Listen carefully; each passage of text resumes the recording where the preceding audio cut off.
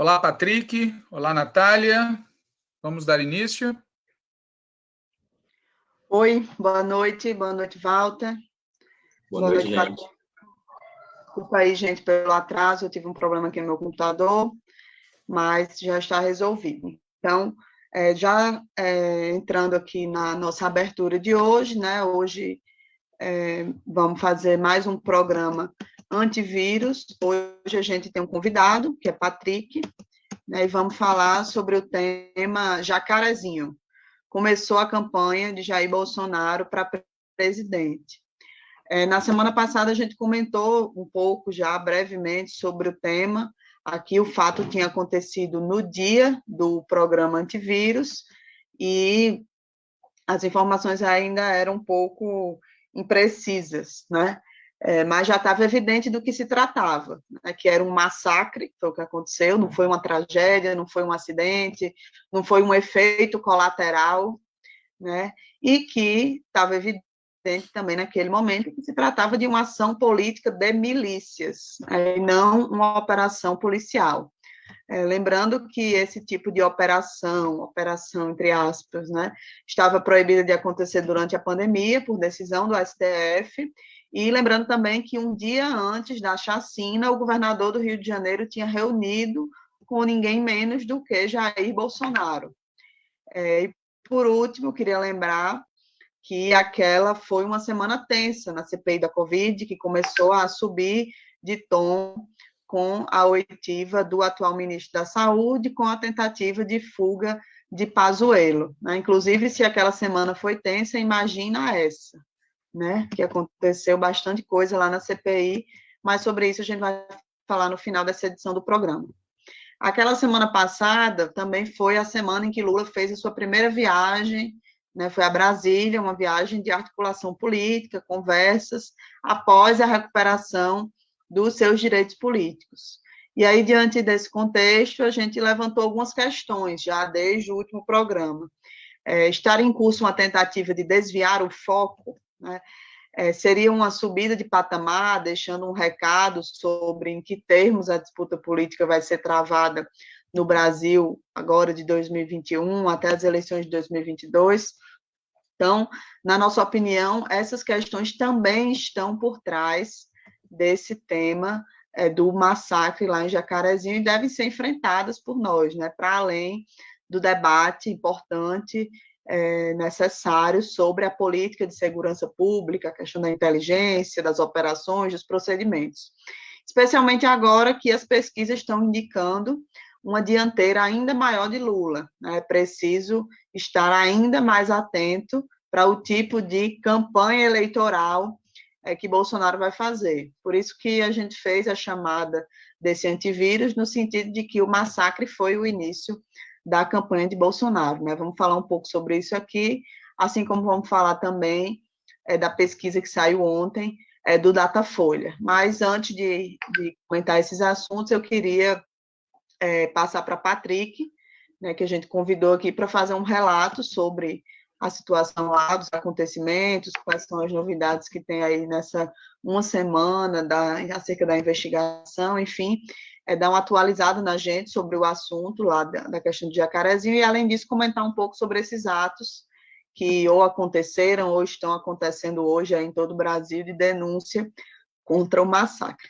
É isso. Patrick, informo desde já que hoje eu vou estar só abrindo aqui o programa, mas vou sair e Walter e Patrick vão continuar, porque eu vou ter que ir para uma reunião do grupo de acompanhamento do partido, né, das eleições, enfim. É isso.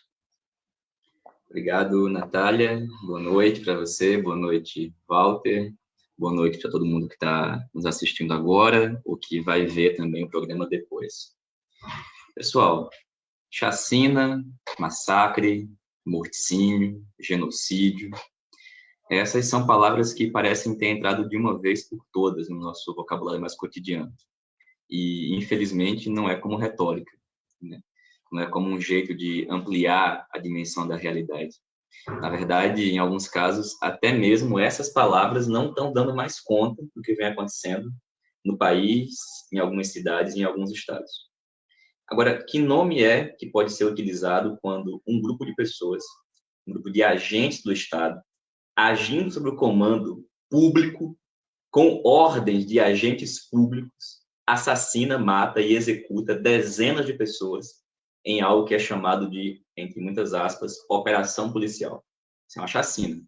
E foi exatamente isso que aconteceu na última quinta-feira, dia 6 de abril, quando cerca de 200 policiais realizaram uma chamada operação na comunidade, na favela do Jacarezinho, na zona norte do Rio de Janeiro, que teve como resultado o assassinato de 28 pessoas. Um número que até hoje, inclusive, não está definido, porque até 4 dias atrás se falavam em 25. Bom, o que aconteceu? Os policiais chegaram no Jacarezinho por volta das 6 da manhã, alguns a pé, outros em blindados, com 2 helicópteros. E a operação seguiu até a tarde daquele dia, terminou com gente baleada e morta em 13 pontos diferentes da comunidade. E isso tudo num raio de 500 metros, tá? Sendo que nesses 500 metros e esses 13 pontos eram 5 casas de pessoas que moram na comunidade. E de acordo com os registros das ocorrências feitos pelos agentes, teve lugar um só que tiveram 7 mortos. Em um outro lugar, 6 mortos. Os agentes do Estado, esses policiais, disseram que estavam revidando disparos. E a polícia divulgou a ficha criminal de quem, teoricamente, estaria atirando contra elas. Acontece que os moradores relataram verdadeiras horas de terror e de pânico, e um rastro de sangue, porque tinham corpos espalhados pela polícia, estavam deixando nos becos, nas ruas, nas vielas, e, inclusive, com gente confirmando que, como a gente viu depois, uma boa parte das vítimas, das pessoas que foram mortas, tinham se rendido, e uma outra parte sequer tinha qualquer tipo de envolvimento com aquela chamada operação. A polícia afirmou inicialmente que a investigação que motivou essa chamada operação se tratava de questões relativas ao aliciamento de menores, homicídio, sequestro de trem, roubo. Agora, no relatório da ação, não consta nada disso. Na verdade, só consta o cumprimento de mandado de prisão para 21 pessoas por associação com tráfico. Ou seja, tem uma baita contradição no porquê que a operação aconteceu. A operação, nesse momento, está sendo alvo de uma investigação da Delegacia de Homicídio e também de uma força-tarefa do Ministério Público. A Defensoria Pública e a Comissão de Direitos Humanos da OAB estão denunciando, inclusive que diversas cenas de crimes foram desfeitas por policiais sob pretexto de socorrer vítimas. E também a Comissão e a Defensoria Pública estão ouvindo familiares das vítimas. Bom, agora vamos lá, gente. Quem são os responsáveis, ou quem foi o responsável por essa chamada operação? Bom, os responsáveis por essa que está sendo chamada de a mais letal operação policial da história do Rio de Janeiro foi a tropa de elite da Polícia Civil. Da Polícia Civil, a chamada CORE, a Coordenadoria de Recursos Especiais. Foi justamente as ações dessa mesma corporação, dessa mesma coordenadoria, que motivou uma ação no STF que impôs as exigências que hoje estão valendo para que se tenham ações nas favelas durante a pandemia. Vamos lembrar que essa medida que o STF determinou, ela foi expedida depois da morte do menino João Pedro, aquele de 14 anos, que foi assassinado também numa operação justamente dessa tropa lá em São Gonçalo, em maio do ano passado. E é mais um homicídio que até hoje não foi esclarecido. Bom, essa coordenadoria, essa corporação, o CORE, tem uma altíssima taxa de letalidade e um histórico imenso de casos sem esclarecimento. Isso é muito frequente nas ações dessa tropa especial da Polícia Civil. No caso da CORE, para a gente ter uma ideia, foram, em 2020, 419 ações que resultaram em 277 óbitos. A gente tem uma dimensão do que isso significa. O BOP, que é a tropa de elite da Polícia Militar, fez 987, que resultaram em 732 óbitos, mortes. Na média, basicamente, a mesma taxa de letalidade. ou seja, a tropa de elite da Polícia Civil, que teoricamente é a polícia de inteligência, tem a mesma taxa de letalidade da tropa de elite da Polícia Militar do Rio de Janeiro, o BOP. Bom, é essa mesma tropa também que foi responsável por diversos outros casos que continuam sem ser esclarecidos. A morte do menino Marcos Vinícius, de 14 anos, na Maré, em 2008. O mesmo ocorre com 8 mortes que aconteceram na favela do Salgueiro, em 2017, numa incursão que contou, inclusive, com agentes do Exército. Para quem não sabe, rapidamente o Código foi criado exatamente como um espelho do BOP na Polícia Civil. Os caras têm blindado, esses chamados caveirões, um baita de um armamento pesado, tem helicóptero para suas ações, e a tropa é sempre alvo, né? Alvo não, né? É sempre vista, porque promove mesmo ações como essa, né? Verdadeiras ações criminosas, chacinas, massacres. E isso, gente, vamos lá, né? Não é uma coisa aleatória. Essa é, na minha opinião, na nossa opinião, justamente a conduta mais esperada, porque essa é a gênese da construção das instituições policiais do Estado do Rio de Janeiro e também é a gênese da polícia e forças de segurança pública em diversos outros estados do país, pelo menos desde o final da escravidão. Não vamos esquecer que o Rio de Janeiro foi capital do Império, foi, portanto, centro político de um império escravocrata e continuou sendo capital da República, pelo menos até os anos 50. Quase sempre, portanto, nas mãos de uma elite e de uma classe dominante racista. E foi lá que diversos experimentos de controle social das classes trabalhadoras foram testados ao longo da história. No Rio, assim como em diversas outras cidades e estados do país, aconteceu, nas grandes cidades principalmente, um movimento de retirada dos trabalhadores das regiões centrais das cidades e a ocupação das periferias pelos migrantes que vinham de outras regiões do país ou de outras regiões dos estados. E nessa periferia das grandes cidades, grandes centros urbanos, sempre se constituiu uma ausência de políticas sociais. E o tratamento da questão social sempre foi vista pela classe dominante como caso de polícia. É por isso que, em grande medida, se explica a presença autoritária das forças de, entre muitas aspas, segurança pública na periferia dos grandes centros urbanos. Ou seja, o tratamento da questão social como caso de polícia é uma característica estruturante do nosso sistema e, evidentemente, também da chamada política de segurança pública. Uma política que sempre foi marcada por um racismo que é estrutural e que ganhou contornos ainda mais cruéis com a ditadura militar e com a militarização das polícias e das forças de segurança pública. E isso acontece desde o processo de recrutamento, passando pelo treinamento e pela formação daqueles que atuam como policiais. A corporação atua para que os pobres, os negros, sejam considerados pelos seus agentes como inimigos. E, bom, enquanto inimigos, precisam ser eliminados. E, gente, essa noção, essa concepção, ela está ainda mais fortalecida em tempos de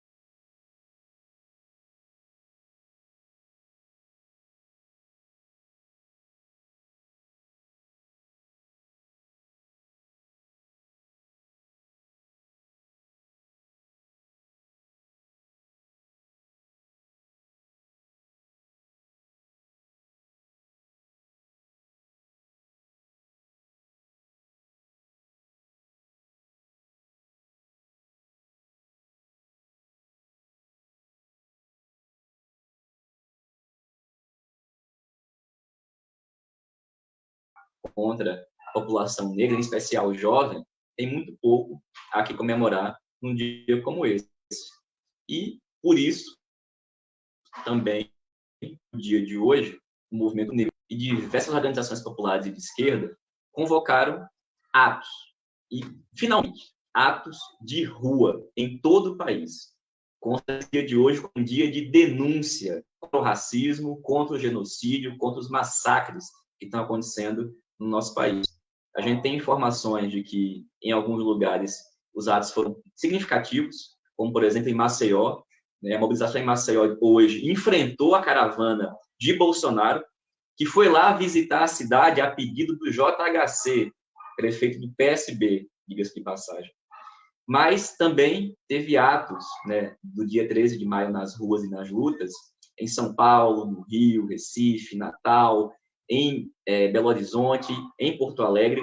O dia de hoje foi marcado, de fato, pela primeira vez em algum tempo, por uma ocupação por parte de setores populares democráticos de esquerda das ruas. Enfim, a resposta para a chacina de Jacarezinho e para essa ofensiva assassina e genocida precisa ser com mobilização. E esse 13 de maio nas ruas foi e está sendo, nesse momento, importante, porque depois de um bom tempo, setores das organizações populares convocaram atos que, na nossa opinião, precisam crescer, porque mesmo com a pandemia, na verdade, apesar da pandemia, a gente tem um governo que é pior do que o vírus. E para derrotar um, é preciso derrotar o outro. É por isso que a gente deve atribuir um significado muito especial a esse 13 de maio. A falsa abolição, ela deixou profundas marcas no nosso país. E no atual estágio da luta de classes que a gente se encontra, a luta antirracista é um elemento fundamental e estrutural da luta dos trabalhadores e das trabalhadoras contra o genocídio, contra a ultradireita e contra todas as facções das classes dominantes. E é uma questão fundamental por uma verdadeira política de transformação, que altere desde o atual patamar de conformação do sistema de segurança pública, mas também pela organização de uma outra sociedade e, evidentemente, de um outro governo. Eu concluo dizendo que nós tivemos, infelizmente, nós não tivemos um abril de lutas, como costumavam ser os meses de abril, mas que a gente ainda pode ter e deve trabalhar para ter um maio que seja de muita e muita resistência, em nome dos que se foram e daqueles que estão aqui nesse momento sofrendo nas mãos desse governo genocida. É isso, Walter. Muito bem, Patrick. Boa noite para você, boa noite para a Natália, que já não está aqui conosco, porque ela está numa reunião convocada pelo Partido dos Trabalhadores, no qual ela não pode se ausentar. Boa noite também a quem está acompanhando mais essa edição do Antivírus, seja pelo YouTube, seja pelo Facebook, que, como sempre, não nos surpreende, né? Quem estava acompanhando pelo Facebook viu que deu um problema na transmissão e faz parte. Bom, Bolsonaro é muitas coisas, mas desatento ele não é, né? Ele sabe muito bem que a chapa está esquentando para ele. CPI da Covid-19, decisões do Supremo Tribunal Federal, desemprego crescente, fome, a mortandade da própria Covid, né? Nós já temos mais de 420 mil pessoas, e agora as pesquisas indicando derrota feia no segundo turno do Bolsonaro para o Lula. Tudo isso leva o Bolsonaro a fazer o que ele sempre faz: atacar. Bom, a pesquisa mais importante dos últimos dias é essa que saiu ontem, do Datafolha. Diferente de pesquisas que vinham sendo feitas por telefone, essa foi mais tradicional e, por isso, reflete melhor a opinião popular. Quais são as mensagens dessa pesquisa Datafolha? As mensagens essenciais? Há muitas, mas quais são as essenciais? Primeiro, que 54% não votaria em Bolsonaro de jeito nenhum. Portanto, quem quer que vá ao segundo turno contra Bolsonaro tem enorme chance de ganhar as eleições. A pesquisa também diz que, se a eleição fosse hoje, o Lula seria esse cara. Seria o Lula que estaria no segundo turno enfrentando Bolsonaro. Detalhe, estaria no segundo turno já em primeiro lugar. A pesquisa da Datafolha diz que o Lula teria 41% contra 23% de Bolsonaro no primeiro turno. E a mesma pesquisa diz que o Lula venceria o segundo turno, dessa vez por 55% contra 32%. 55% do Lula, 32% do Bolsonaro.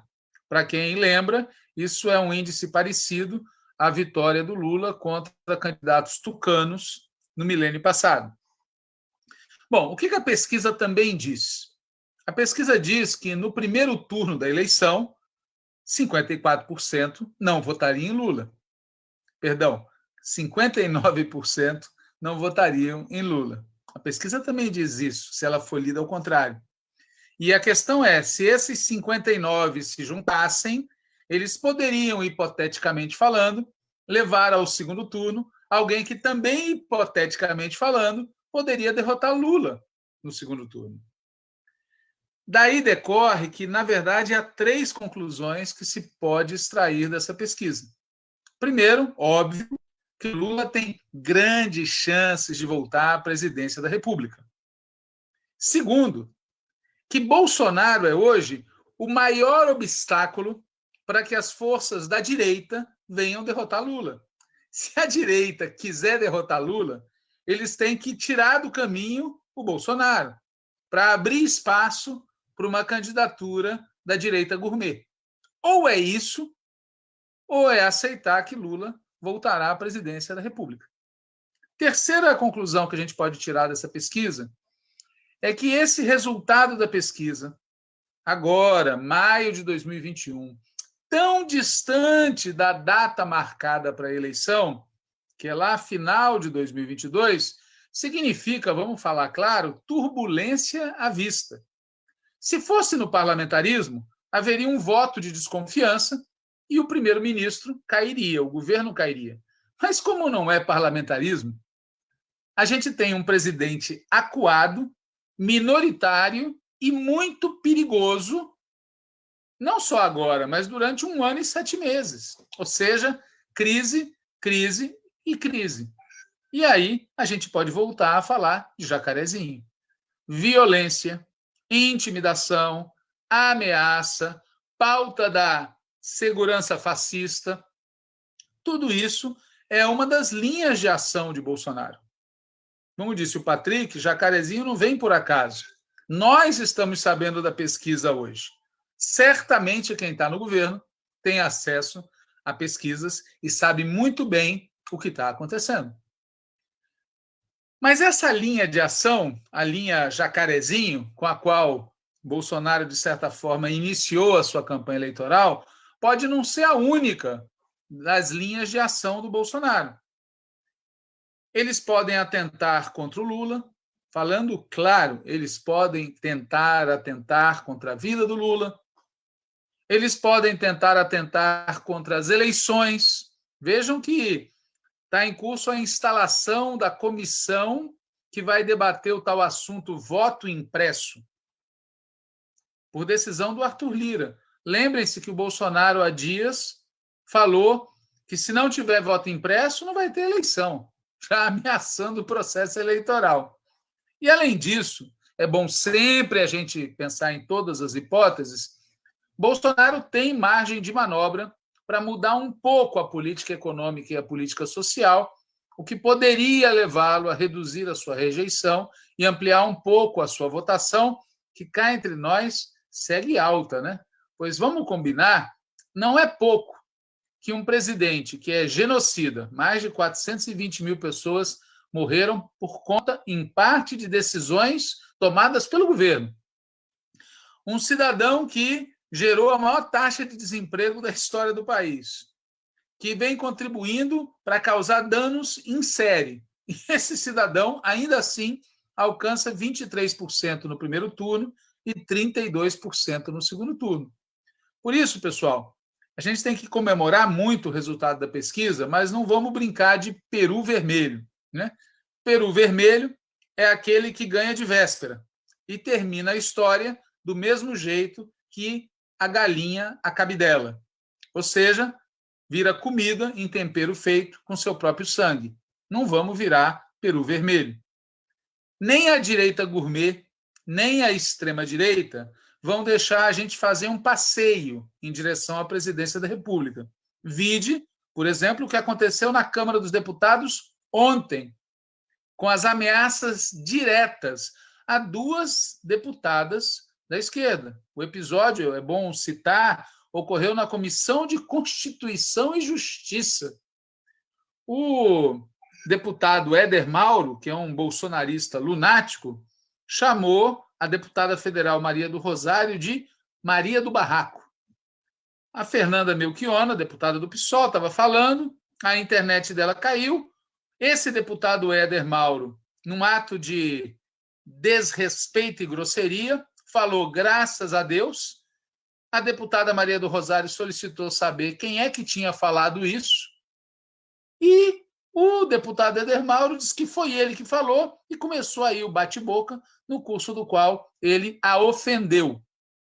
Só que, se ficasse só nisso, seria um ato de grosseria típico dessa gentalha das milícias bolsonaristas. Mas ele falou algo mais.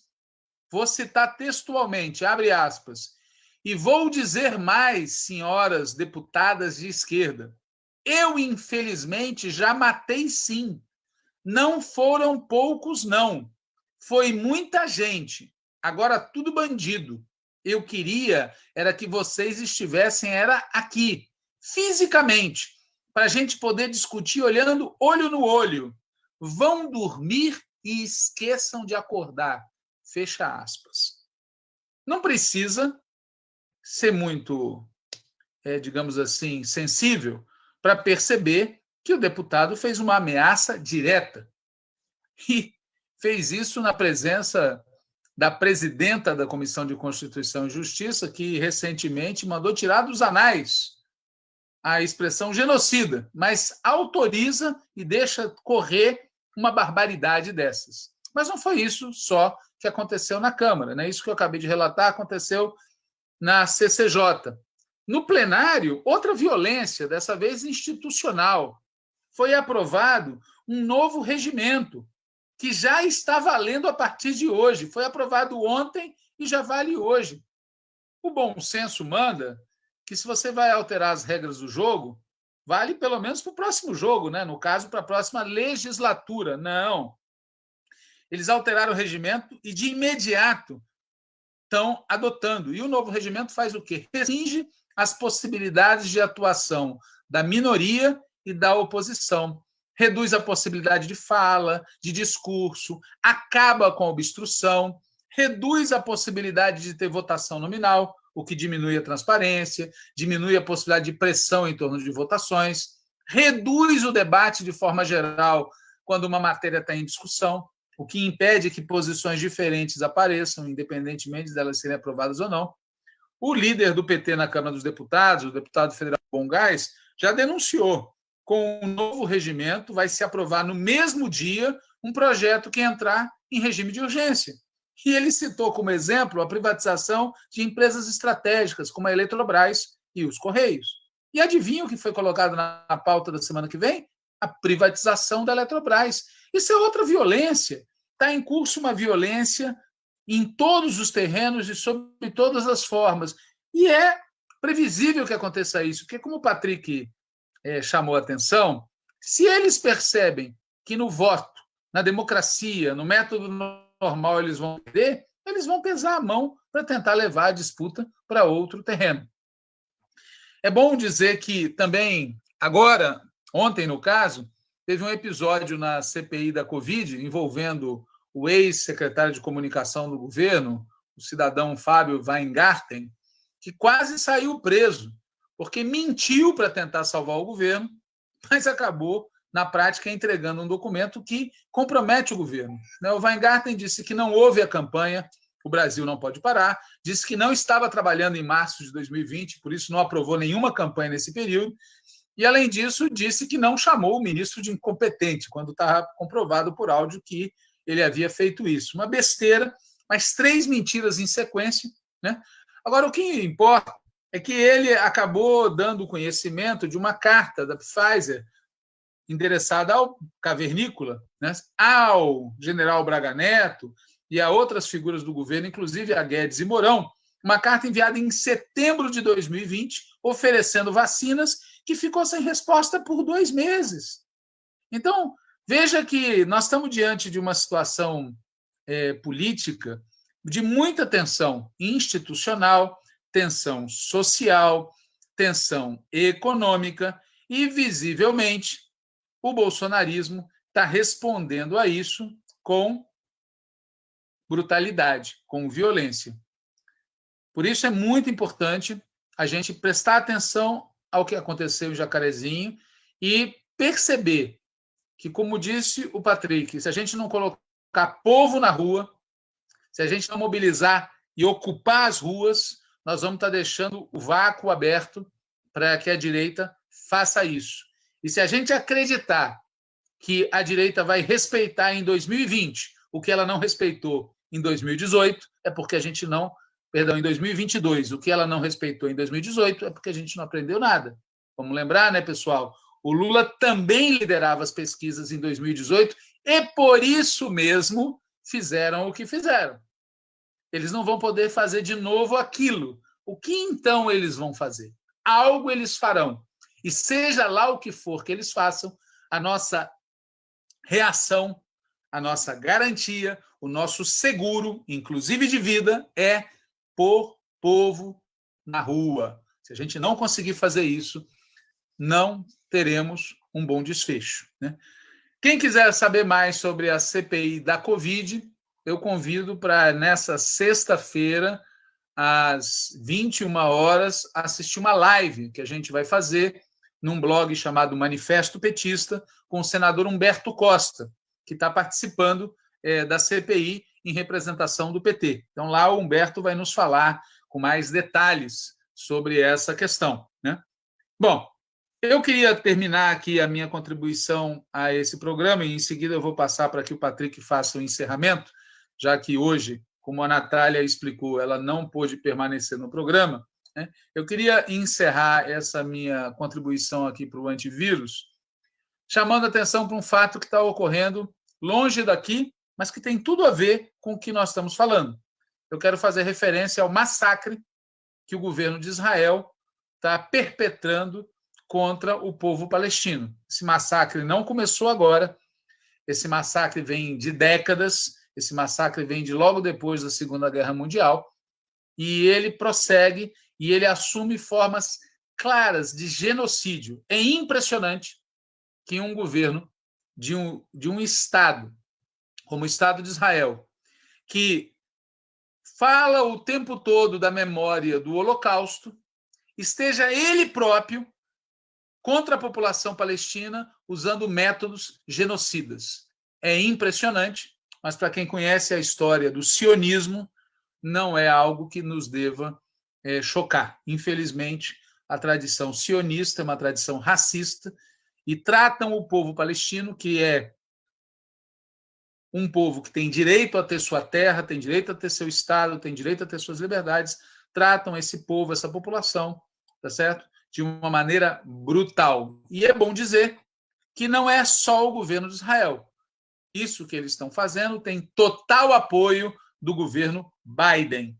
Para a gente lembrar que o Biden é o que é, um imperialista estadunidense, que aqui na nossa região já está apoiando a candidatura da Keiko Fujimori no Peru, dá suporte para o governo da Colômbia e sabemos muito bem o que já está fazendo aqui no Brasil. Vidas palestinas importam, vidas negras importam, nós somos contra o racismo em todos os locais do mundo. Patrick, é contigo, encerra o nosso programa de hoje.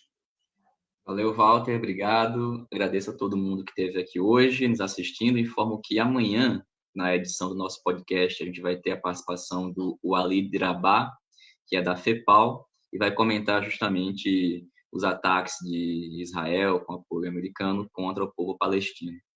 Informo também que hoje, dia 13 de maio, além de ser a data da falsa abolição, também é aniversário de nascimento de Lima Barreto, a quem a gente saúda pela sua importante trajetória de luta e militância. Muito obrigado a todas e todos, uma ótima noite e até mais. Tchau, um abraço.